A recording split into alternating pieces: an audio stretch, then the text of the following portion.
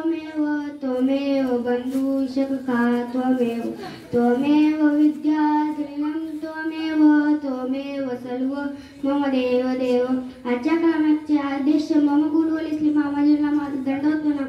तसेच या सभेमध्ये उपस्थित संत महंत व बालगोपालांनाही माझा दंडवत प्रणाम। आज मी तुम्हाला एक लीला सांगणार आहे।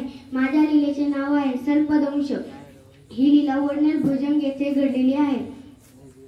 स्वामी भ्रमण करत वटेश्वराच्या देवळात विश्राम करायला गेले होते। तेव्हा तिथला पुजारी म्हणतो, आपण इथे विश्राम करू नाही शकत। स्वामी म्हणतात, का? तो पुजारी म्हणतो, इथल्या वटेश्वराच्या देवळातल्या मूर्तीचे सोने दागिने चोरी जाऊ नये म्हणून या देवळाला कुलूप असते। तुम्ही दुसऱ्या देवळात विश्राम करा। असे बोलून तो पुजारी गावाकडे जातो। त्याला गली गेल्यानंतर आठवते की मी ज्या महात्म्यांना ज्या मंदिरात विश्राम करायला सांगितले त्या मंदिरात 2 साप राहतात।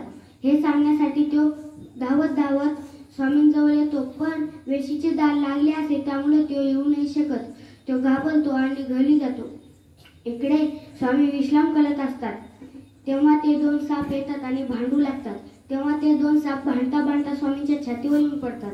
स्वामी एका हाताने एक साप आणि दुसऱ्या हाताने दुसरा साप असे पकडतात आणि इकडचा साप इकडे आणि इकडचा साप इकडे असे फेकतात।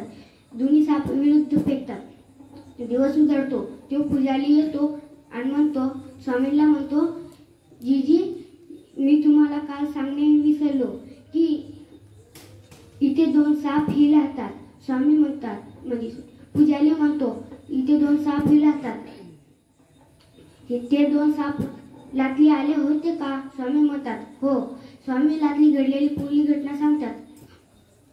जसे आमचे स्वामी दोन्ही सापांचे भांडणे मिटवून त्यांना लहानसाठी वेगळी कक्षा देतात, तसे आमचे मामाजी आम्हा सर्व लहान मुलांना चांगले मार्गदर्शन करतात व चांगले वळण लावतात। धन्यवाद दादा। त्याचप्रमाणे